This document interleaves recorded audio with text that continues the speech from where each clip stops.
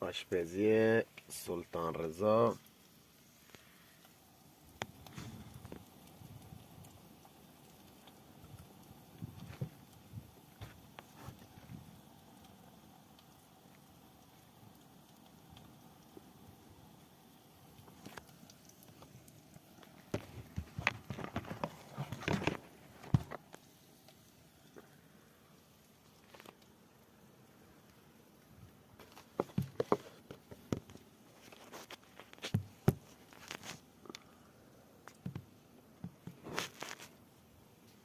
کجا بود مثلا طلب و فیلم میگیری؟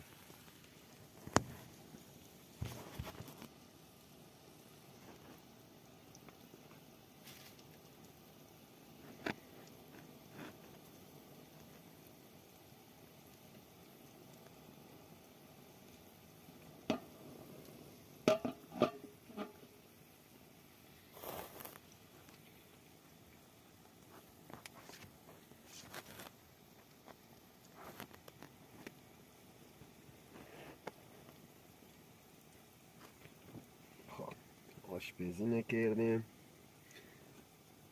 به به،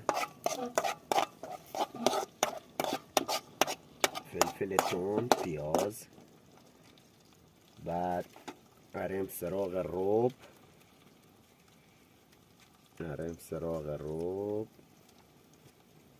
هنده ماهیگیری و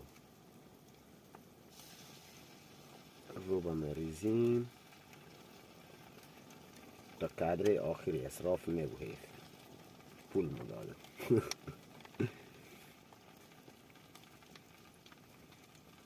خب دو سه بار تو چکش کنین که هیچی داخلی نبود بچه. بله هر که حتی ماهیگیری باید ایتو بکن. حالا یاد دستان ویزی خوی خارون محیطا و همه چپی بود. خب موازی چه تا کادر آخرش موگه. حالا خب یاره بیرون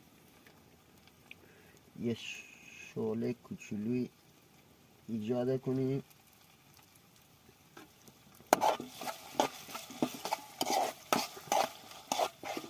شعله کوچیک که ایجاد موکه خوراک شام رضافز. بعد ولی شکون یه خورده روبومو بزخمش برد، یعنی یکم تفت بخوره. بعد حتیم چه کنیم؟ ادویجات